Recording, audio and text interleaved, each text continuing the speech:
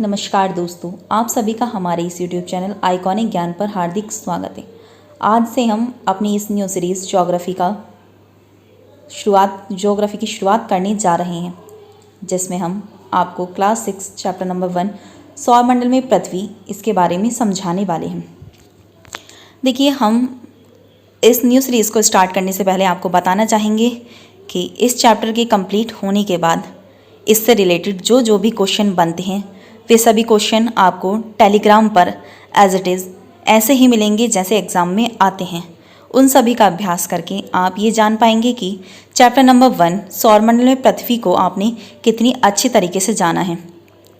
इन सभी क्वेश्चंस के आंसर देने के बाद आपको अपने ज्ञान का अनुभव हो जाएगा कि आपने कितने अच्छे से इसको समझा और जाना। तो आइए शुरू करते हैं सौरमंडल में पृथ्वी जानते हैं। देखिए, हम इस चैप्टर में केवल उन पॉइंट्स को ही लेकर चलेंगे जो एग्ज़ाम के पॉइंट ऑफ व्यू से बहुत ही ज़्यादा महत्वपूर्ण है। इसलिए आपको एक एक शब्द को बहुत अच्छे से जानना व समझना होगा। जैसे यहाँ दे रखा है पूर्णिमा, तो हम जानते हैं पूर्णिमा के बारे में। देखिए दोस्तों, पूर्ण चंद्रमा वाली रात पूर्णिमा होती है। पूर्ण चंद्रमा से हमें क्या मतलब है? जब हमारा चंद्रमा जो है वो पूर्ण आकार में हो जाता है तो उसे हम क्या कहते हैं? पूर्णिमा कहते हैं। 15 दिन के बाद आप इसे नहीं देख सकते। यह नए चंद्रमा की रात्रि या अमावस्या होती है, जब चंद्रमा अपने पूर्ण आकार में नहीं होता है, अर्थात चंद्रमा की शुरुआत होने वाली होती है या चंद्रमा समाप्त हो रखा होता है, तो हम इसे क्या बोलते हैं? अमावस्या कहते हैं। ऐसी रात में अगर आसमान साफ है तो आप आसमान का अवलोकन अच्छी तरह से कर सकते हैं। आइए आगे हम जानते हैं खगोलीय पिंड। देखिए दोस्तों, खगोलीय पिंड किसे कहते हैं? खगोलीय पिंड क्या है? सूर्य, चंद्रमा तथा वे सभी वस्तुएं जो रात के समय आसमान में चमकती हैं खगोलीय पिंड कहलाती हैं। आपने देखा होगा रात के समय हमें आसमान में क्या सूर्य दिखता है? अब आप कहोगे नहीं, रात के समय सूर्य तो नहीं दिखाई दिखता, तो इन्होंने सूर्य क्यों कहा? देखिए, सूर्य छिपता नहीं है। पृथ्वी की अपनी डायरेक्शन की चेंज होने के कारण हमें सूर्य आसमान में रात के समय दिखाई नहीं देता, परंतु होता तो वह आसमान में ही है, इतना तो आप सब भी जानते हैं। इसीलिए सूर्य, चंद्रमा तथा वे सभी वस्तुएं जो रात के समय आसमान में चमकती हैं खगोलीय पिंड कहलाती हैं। तो आप बताइए, रात के समय हमें तारे भी दिखाई देते हैं, क्या वे खगोलीय पिंड हैं? यस, वे खगोलीय पिंड हैं। रात के समय हमें उपग्रह भी दिखाई देते हैं, क्या वे खगोलीय पिंड हैं? यस, वे भी खगोलीय पिंड हैं। शुद्ध ग्रह दिखाई देते हैं, क्या वे खगोलीय पिंड हैं? जी हाँ, वे भी खगोलीय पिंड हैं। तो आइए अब जानते हैं खगोलीय पिंडों के आकार के बारे में। देखिए, कुछ खगोलीय पिंड बड़े आकार वाले तथा गर्म होते हैं। खगोलीय पिंड किससे निर्मित होते हैं दोस्तों? गैसों से। इनके पास अपनी ऊष्मा तथा प्रकाश होता है। देखिए, इनके पास अपनी ऊष्मा तथा प्रकाश होता है, जिसे वे बहुत बड़ी मात्रा में उत्सर्जित करते हैं। इन खगोलीय पिंडों को तारा कहते हैं। खगोलीय पिंडों को क्या कहते हैं दोस्तों? तारा कहते हैं। सूर्य भी एक तारा है। देखिए, सबसे ज़्यादा मोस्ट इम्पोर्टेंट बात क्या है हमारे लिए? सूर्य क्या है? सूर्य एक तारा है। आइए अब हम आगे बढ़ते हैं। अब हम जानते हैं नक्षत्र मंडल के बारे में। देखिए, नक्षत्र मंडल क्या होते हैं? रात्रि के समय आसमान की ओर देखते समय आप तारों के विभिन्न समूहों द्वारा बनाई गई विभिन्न आकृतियों को देख सकते हैं। कभी हम बिल्कुल साफ आसमान में अगर हम छत पर जाते हैं और छत से अपनी छत से हम आसमान की ओर देखते हैं तो हमें विभिन्न प्रकार की आकृतियाँ दिखाई देती हैं। तारे द्वारा छोटे छोटे तारे द्वारा विभिन्न प्रकार की आकृतियाँ बन रही होती हैं। जैसे ये एक आकृति बन गई, ये एक आकृति बन गई, ये एक आकृति बन गई, इस तरह से एक आकृति बन गई। ठीक है, तो रात्रि में आसमान की ओर देखते समय आप तारों के विभिन्न समूहों द्वारा बनाई गई विभिन्न आकृतियों को देख सकते हैं।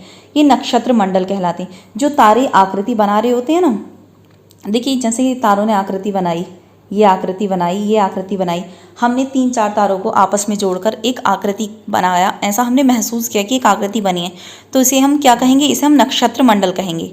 अर्सा मेजर या बिग बियर इसी प्रकार का एक नक्षत्र मंडल है। अर्सा मेजर, इनके नाम भी दिए हुए हैं, जैसे अर्सा मेजर या बिग बियर इसी प्रकार का एक नक्षत्र मंडल है।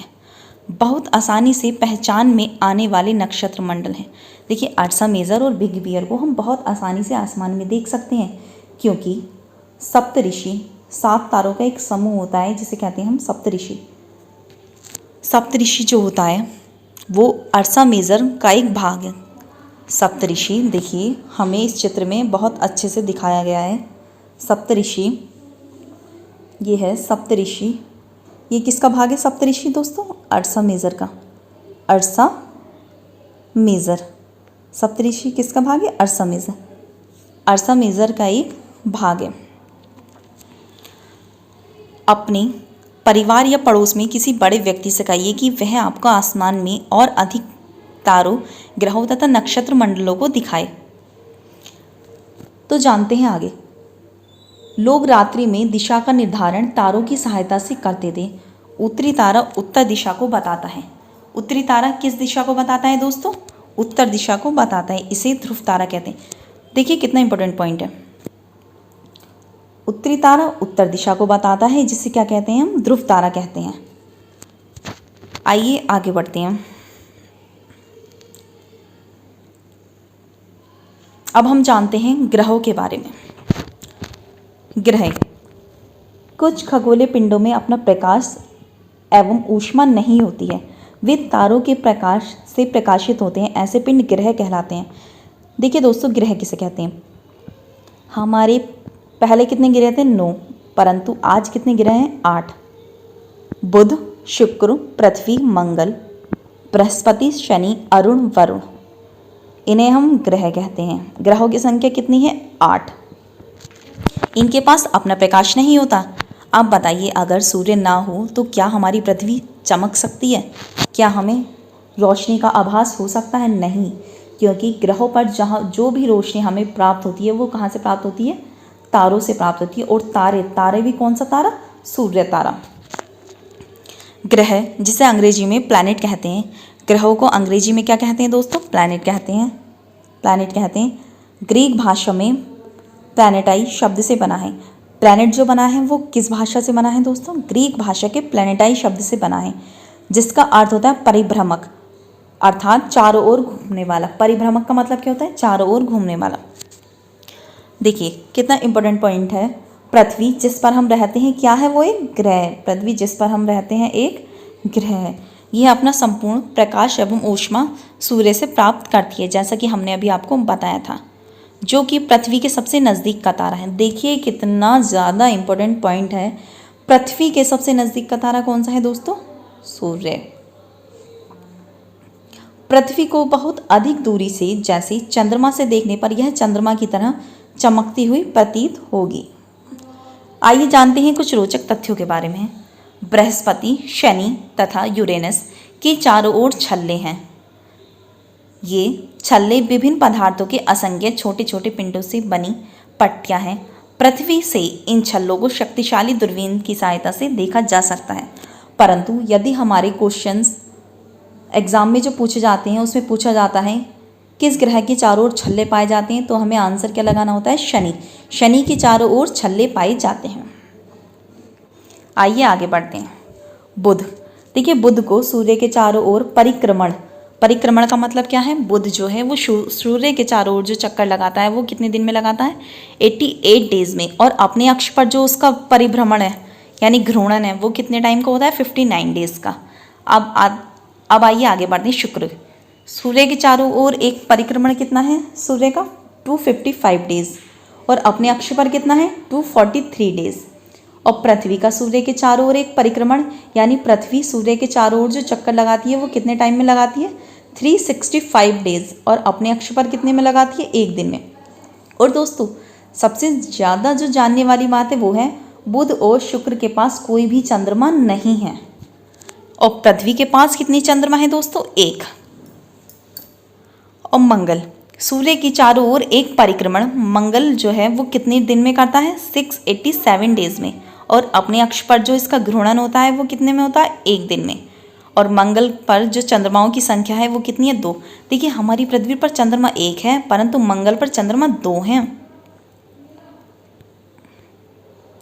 और उन 2 के नाम क्या है? फोवोस और डिमोस। और बृहस्पति पर क्या है? सूर्य के चारों ओर एक परिक्रमण, इसका कितना है?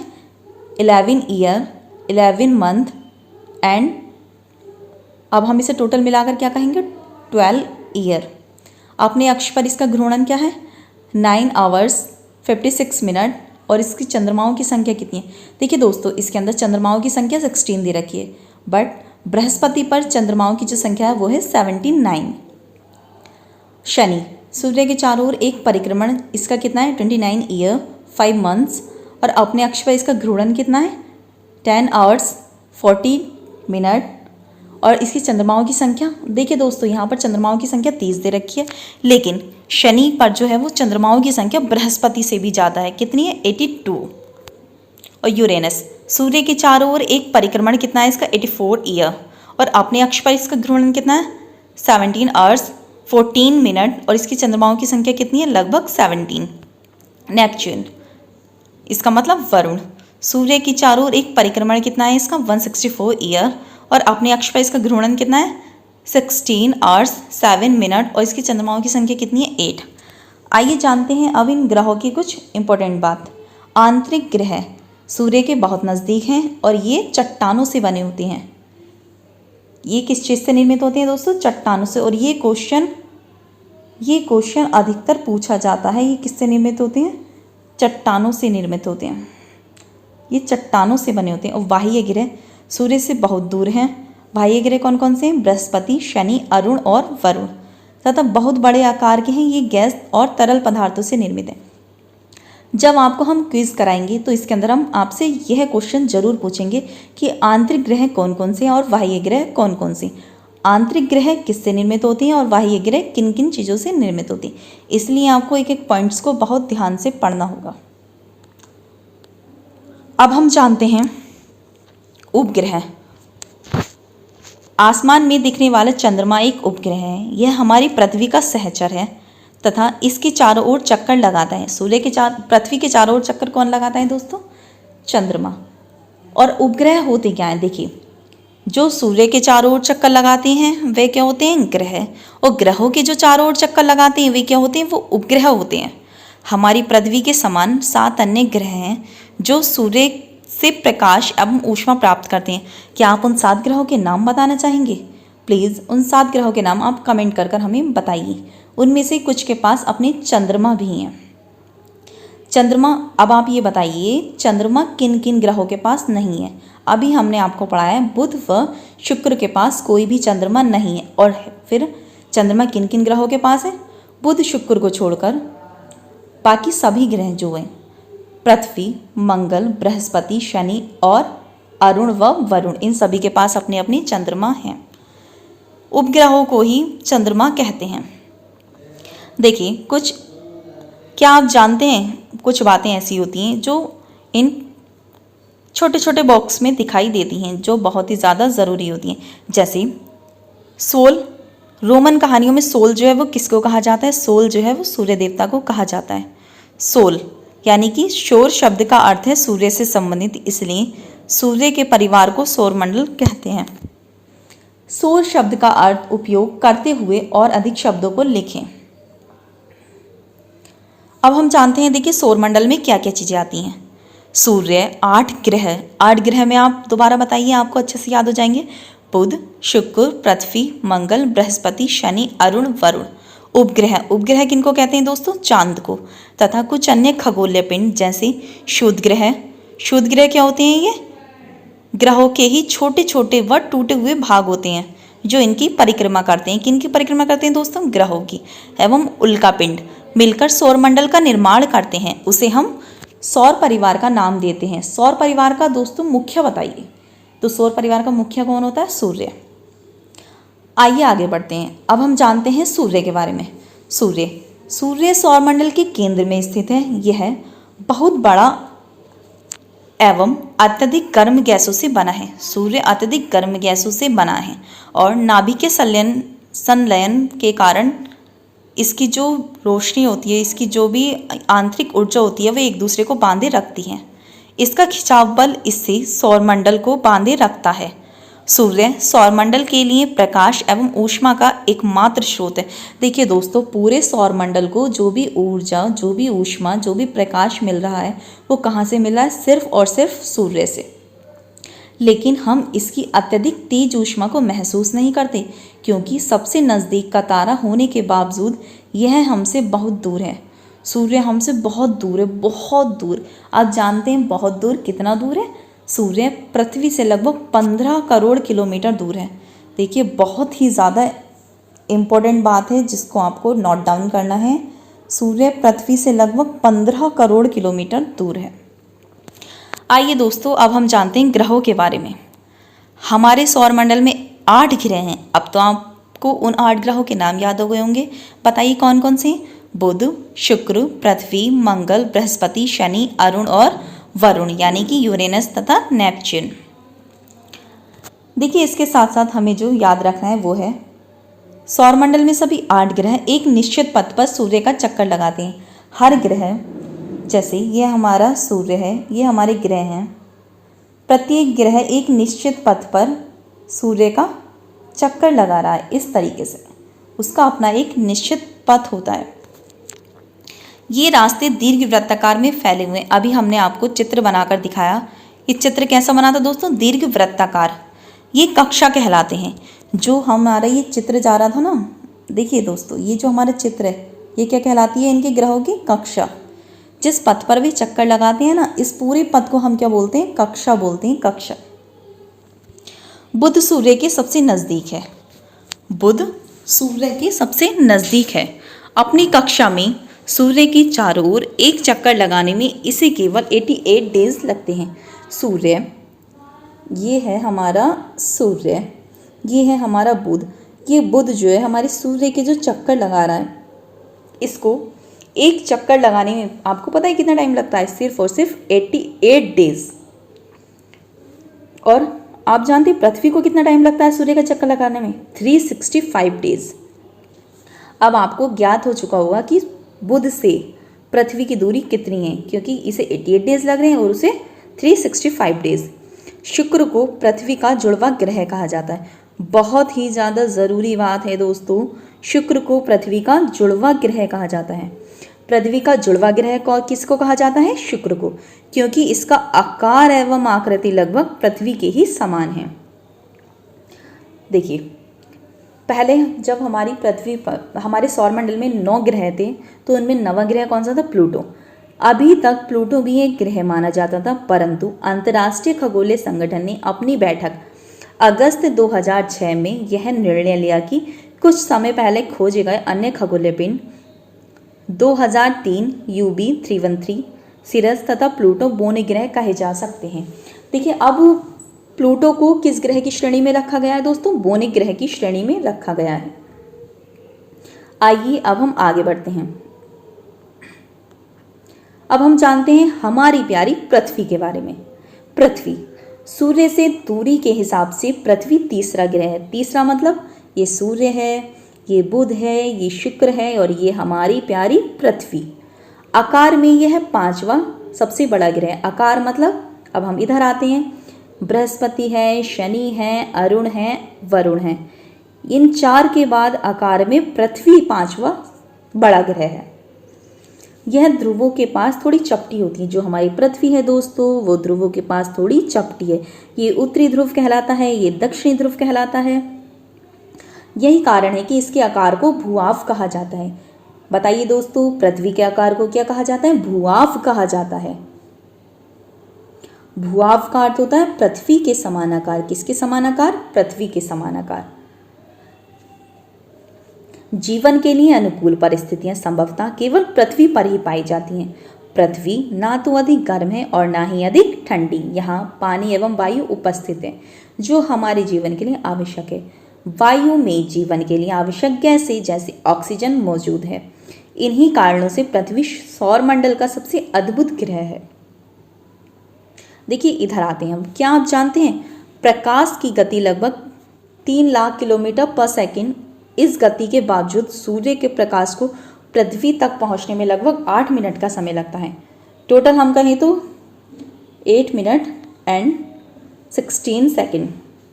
बहुत ही ज़रूरी बात है जो आपको याद रखनी है। कितना टाइम लगता है? 8 मिनट एंड 16 सेकंड। सूर्य के प्रकाश को पृथ्वी तक आने में कितना टाइम समय लगता है दोस्तों? 8 मिनट एंड 16 सेकेंड। अंतरिक्ष से देखने पर पृथ्वी नीले रंग की दिखाई पड़ती है क्योंकि इसकी 2/3 सतह पानी से ढकी हुई। देखिए दोस्तों, पृथ्वी की कितनी सतह पानी से ढकी हुई है? 2/3 सतह पानी से ढकी हुई है। पृथ्वी की 2/3 सतह पानी से ढकी हुई है, यानी कि 2/3 का मतलब हमने पृथ्वी को 3 पार्ट्स में बांट दिया, 1 2 3। 2/3 यानी कि इतनी जो सतह है ना, इसकी इतनी सतह, वे सभी पानी से ढकी हुई है, इसलिए इसे नीला ग्रह कहा जाता है। देखिए कुछ रोचक तथ्य जानते हैं। नील आर्मस्ट्रॉन्ग पहले व्यक्ति थे जिन्होंने 21 जुलाई 1969 को सबसे पहले चंद्रमा की सतह पर कदम रखा था। चंद्रमा की सतह पर दोस्तों सबसे पहले कदम किसने रखा था? नील आर्मस्ट्रॉन्ग ने। कब रखा था इन्होंने? 21 जुलाई 1969 को। ये सभी पॉइंट्स आपको टेलीग्राम पर जो आपको टेस्ट दिया जाएगा उसमें मिलेंगे, इसलिए आपको इन सभी को बहुत बहुत बहुत अच्छे से पढ़ना है। आइए अब हम जानते हैं चंद्रमा के बारे में। हमारी पृथ्वी के पास केवल एक उपग्रह है और उस उपग्रह को क्या कहते हैं? चंद्रमा, जिसका व्यास पृथ्वी के व्यास का केवल 1/4 है। पृथ्वी के व्यास का केवल 1/4, यानी चंद्रमा इतना छोटा है कि उसका व्यास पृथ्वी के व्यास का केवल 1/4 है। यह इतना बड़ा इसलिए प्रतीत होता है क्योंकि यह हमारे ग्रह से अन्य खगोलीय पिंडों की अपेक्षा नज़दीक है, क्योंकि यह हमारे ग्रह से अन्य खगोलीय पिंडों की अपेक्षा नज़दीक है। समझ गए होंगे आप? ये हमारा ग्रह है, ये हमारा ग्रह है पृथ्वी। पृथ्वी के नज़दीक है, इसलिए हमें अन्य ग्रहों से बड़ी दिखाई देती है। अन्य ग्रह हमारे चंद्रमा से दूर हैं, इसलिए वे हमें छोटे दिखाई देते हैं, बस यही कारण है। इसका व्यास कितना है? पृथ्वी के व्यास का 1/4, 1/4, यानी अगर हम पृथ्वी को 1/4 भाग में डिवाइड करें तो इतना भाग किसका है? ये चंद्रमा का। यह हमसे लगभग 3,84,400 किलोमीटर दूर है। देखिए ये हमारी पृथ्वी है, ये हमारा चंद्रमा है। दूरी कितनी है? केवल 3,84,400 किलोमीटर, बस इतना दूर है। और दोस्तों, और सूरज कितना दूर था? ये सूरज मान लेते हैं हम। सूरज कितना दूर है? 15 crore kilometre. 15 crore kilometre, 15 crore kilometre दूर है। और चंद्रमा 3,84,400, बस इतना सा ही दूर है। अब आप पृथ्वी से सूर्य एवं चंद्रमा की दूरियों की तुलना कर सकते हैं। अभी हमने करी तुलना। उपग्रह एक खगोलीय पिंड है जो ग्रहों के चारों ओर उसी प्रकार चक्कर लगाता है जिस प्रकार ग्रह सूर्य के चारों ओर चक्कर लगाते हैं। देखिए ग्रह किसके चारों ओर चक्कर लगाते हैं दोस्तों? ग्रह जो है वे सूर्य के चारों ओर चक्कर लगाते हैं और उपग्रह ग्रहों के चारों ओर चक्कर लगाते हैं। मानव निर्मित उपग्रह एक कृत्रिम पिंड है। यह वैज्ञानिकों के द्वारा बनाया गया है जिसका उपयोग ब्रह्मांड के बारे में जानकारी प्राप्त करने एवं पृथ्वी पर संचार माध्यम के लिए किया जाता है। मानव द्वारा भी विभिन्न प्रकार के उपग्रह बनाए जाते हैं। इसे रॉकेट के द्वारा अंतरिक्ष में भेजा जाता है एवं पृथ्वी की कक्षा में स्थापित कर दिया जाता है। पृथ्वी जिस पथ पर सूर्य का चक्कर लगाती है, वैसे ही मानव द्वारा निर्मित उपग्रहों को पृथ्वी की कक्षा में स्थापित कर दिया जाता है। अंतरिक्ष में उपस्थित कुछ भारतीय उपग्रह इनसैट, IRS, एडुसैट इत्यादि हैं। देखिए यहाँ पर रॉकेट का प्रक्षेपण, रॉकेट का पृथ्वी पर गिरना, उपग्रह का कक्षा में प्रवेश इत्यादि के बारे में बताया गया है। आइए अब हम जानते हैं चंद्रमा पृथ्वी का एक चक्कर लगभग 27 दिन में पूरा करता है। पृथ्वी सूर्य का एक चक्कर कितने दिन में लगाती थी? 365 दिन में, और अपने ही अक्ष पर 1 दिन में। ऐसे ही चंद्रमा पृथ्वी का एक चक्कर कितने दिन में पूरा करता है? लगभग 27 डेज में। लगभग इतने ही समय में ये अपने अक्ष पर एक चक्कर भी पूरा करता है। देखिए जितने समय में चंद्रमा पृथ्वी का चक्कर लगा रहा है उतने ही समय में अपने अक्ष पर भी घूम रहा है। इसलिए हम चंद्रमा का केवल एक भाग ही देख सकते हैं। चंद्रमा की परिस्थितियां जीवन के अनुकूल नहीं हैं। यहाँ ना पानी है और ना ही वायु। कभी कभी हमारे मन में ख्याल आता है क्यों ना हम चंद्रमा पर घर बनाएं, तो दोस्तों ऐसा संभव नहीं है क्योंकि वहाँ पर ना तो पानी है और ना ही वायु। इसकी सतह पर पर्वत मैदान एवं गड्ढे हैं जो चंद्रमा की सतह पर छाया बनाते हैं। पूर्णिमा के दिन चंद्रमा पर इनकी छाया को देखा जा सकता है। आइए अब हम जानते हैं शुद्ध ग्रहों के बारे में। शुद्ध ग्रह किसे कहते हैं दोस्तों? तारों, ग्रहों एवं उपग्रहों के अतिरिक्त अन्य छोटे पिंड भी सूर्य के चारों ओर चक्कर लगाते हैं। देखिए, अब तक हमने क्या पढ़ा था? सिर्फ ग्रह चक्कर लगा रहे थे। ग्रहों के चक्कर कौन लगा रहे थे? उपग्रह। लेकिन तारों, ग्रहों एवं उपग्रहों के अतिरिक्त असंख्य छोटे पिंड भी सूर्य के चारों ओर चक्कर लगाते हैं। इन पिंडों को क्या कहते हैं दोस्तों? शुद्ध ग्रह कहते हैं। और शुद्ध ग्रह की पेटी कहाँ पाई जाती है? मंगल और बृहस्पति की कक्षाओं के बीच पाई जाती है शुद्ध ग्रह पेटी। बहुत ही ध्यान रखने वाली बात है, मंगल और बृहस्पति की कक्षाओं के बीच शुद्ध ग्रह पेटी पाई जाती है। वैज्ञानिकों के अनुसार शुद्ध ग्रह ग्रह के ही भाग होते हैं। अब दोस्तों ये जानते हैं शुद्ध ग्रह आखिर बने कैसे हैं? तो शुद्ध ग्रह जो होते हैं ना, वो ग्रहों के ही भाग होते हैं जो कि बहुत वर्ष पहले विस्फोट के बाद ग्रहों से टूटकर अलग हो गए थे। आइए अब हम जानते हैं उल्कापिंड के बारे में। सूर्य के चारों ओर चक्कर लगाने वाले, देखिए ध्यान से देखना, सूर्य के चारों ओर चक्कर लगाने वाले पत्थरों के छोटे छोटे टुकड़ों को उल्कापिंड कहते हैं। अभी आप कहोगे कि मैम आपने बताया कि सूर्य के चारों ओर चक्कर लगाने वाले ग्रहों, उपग्रहों, इनके अतिरिक्त शुद्ध ग्रह जो होते हैं वो सूर्य के चारों ओर चक्कर लगाते हैं। अब आप कह रहे हो कि उल्कापिंड, तो देखिए सूर्य के चारों ओर चक्कर लगाने वाले पत्थरों के छोटे छोटे टुकड़ों को उल्कापिंड कहते हैं।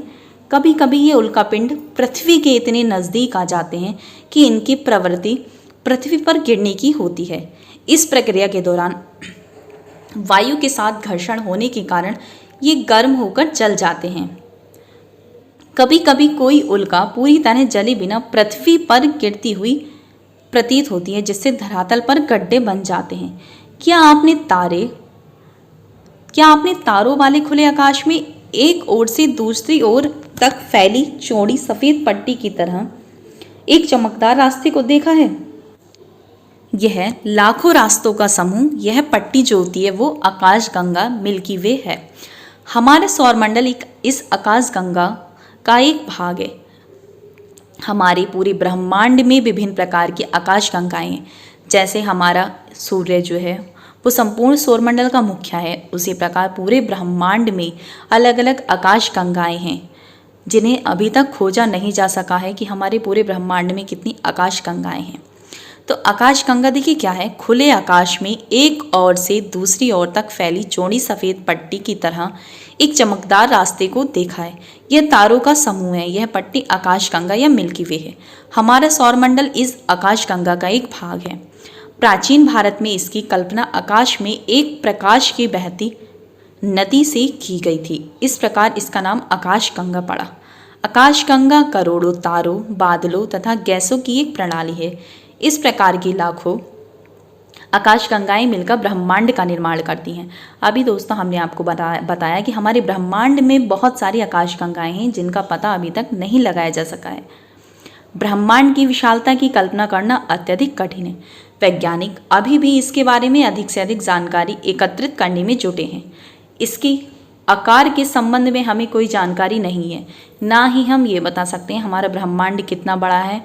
जैसे हमारी पृथ्वी पर मनुष्य निवास करते हैं, वैसे ही पूरे ब्रह्मांड में अनेकों आकाशगंगाएं हैं जिन पर मनुष्यों का वास है, परंतु ये अभी तक खोजा नहीं जा सका है और वैज्ञानिकों द्वारा इसे खोजने का प्रयास किया जा रहा है। लेकिन फिर भी हम जानते हैं कि हम सभी इस ब्रह्मांड का हिस्सा हैं। आइए अब हम आगे पढ़ते हैं। क्या आप ब्रह्मांड के साथ अपना संबंध बता सकते हैं? जी हाँ, हम बिल्कुल बता सकते हैं। आइए देखिए, ब्रह्मांड के अंदर आकाशगंगाएं हैं। उन आकाशगंगाओं में से हमारा सौरमंडल एक सौरमंडल भी है। सौरमंडल के अंदर अब हम पृथ्वी के अंदर आ जाते हैं, यानी कि हम पृथ्वी का एक हिस्सा हैं। तो पृथ्वी किसका भाग है दोस्तों? सौरमंडल का। सौरमंडल किसका भाग है? आकाशगंगा का। और आकाशगंगा किसका भाग है? ब्रह्मांड का। यहाँ पर हमारा चैप्टर समाप्त हुआ और इसके साथ ही हम आपको बताना चाहेंगे कि इस पूरे चैप्टर में आपने जो जो भी पढ़ा, इन सभी के क्वेश्चंस आपको हमारे टेलीग्राम चैनल पर अवश्य मिलेंगे और आप उन सब का उत्तर देकर ये जान पाएंगे कि आपको इस पूरे अध्याय में कितना ज्ञान प्राप्त हुआ है। अर्थात उन सभी उत्तरों को देकर आप अपने ज्ञान को जानने का प्रयास कर सकते हैं और आपसे आशा है कि इसी प्रकार हमारी वीडियो को शेयर, लाइक एंड हमारे चैनल को सब्सक्राइब जरूर करें। धन्यवाद। आइए आगे देखते हैं अभ्यास। ग्रह और तारों में क्या अंतर है? आपने देखा ग्रह क्या होते हैं और तारे क्या होते हैं। इसका उत्तर आप हमें कमेंट बॉक्स में ज़रूर दीजिएगा। सौरमंडल से आप क्या समझते हैं? सौरमंडल में दोस्तों क्या था? सूर्य क्या था? पूरे ही सौरमंडल का मुख्य था। सूर्य से उनकी दूरी के अनुसार सभी ग्रहों के नाम लिखिए। सूर्य से दूरी के अनुसार सभी ग्रहों के नाम हमने आपको बहुत बार बताया। बुध, शुक्र, पृथ्वी, मंगल, बृहस्पति, शनि, अरुण, वरुण। पृथ्वी को अद्भुत ग्रह क्यों कहा जाता है? क्योंकि यहाँ पर जीवन है, यहाँ पर पानी है, यहाँ पर वायु है। हम हमेशा चंद्रमा के एक ही भाग को क्यों देख सकते हैं? क्योंकि दोस्तों चंद्रमा का परिक्रमण काल और घूर्णन काल एक ही है। कितना है? 27 डेज। इसलिए हम चंद्रमा का एक ही भाग देख सकते हैं। ब्रह्मांड क्या है दोस्तों? अब आप बताइए ब्रह्मांड क्या है? हमने अभी आपको बताया। ब्रह्मांड जो है वो आकाशगंगा का एक भाग है। आकाशगंगा हमारे सौरमंडल का एक भाग है। सौरमंडल के अंदर क्या आता है? पृथ्वी। ठीक है। किस ग्रह को पृथ्वी के जुड़वा ग्रह के नाम से जाना जाता है? ये तो आपको बहुत अच्छे से बताया है। शुक्र ग्रह को पृथ्वी के जुड़वा ग्रह के नाम से जाना जाता है। सूर्य से तीसरा सबसे नज़दीक ग्रह कौन सा है? ये आप बताइए। सूर्य से सबसे नज़दीक तीसरा ग्रह। सभी ग्रह सूर्य के चारों ओर किस प्रकार के पथ पर चक्कर लगाते हैं दोस्तों? ये आपको बहुत अच्छे से समझाया गया है। बताइए। दीर्घवृत्ताकार पथ। ध्रुव तारे से किस दिशा का ज्ञान होता है? उत्तर दिशा का ज्ञान होता है। शुद्ध ग्रह किन कक्षाओं के बीच पाए जाते हैं दोस्तों? बहुत ही अच्छे से हमने आपको बताया। मंगल एवं बृहस्पति की कक्षाओं के बीच शुद्ध ग्रह पाए जाते हैं। खाली स्थान भरिए। देखिए इन सभी को आपको खुद से ही भरना है। अब आपको क्या करना है? सौरमंडल के एक चार्ट तैयार करना है और आपको फिर बहुत अच्छे से पता चल जाएगा सौरमंडल के हमारा सूर्य, ग्रह, उपग्रह और उपग्रह के बाद हमने क्या पढ़ा था दोस्तों? बताइए। शुद्ध ग्रह, शुद्ध ग्रह के बाद उल्कापिंड इत्यादि के बारे में आपको बहुत अच्छे से जानकारी होगी। को हमारी इस वीडियो को देखने के लिए बहुत बहुत धन्यवाद।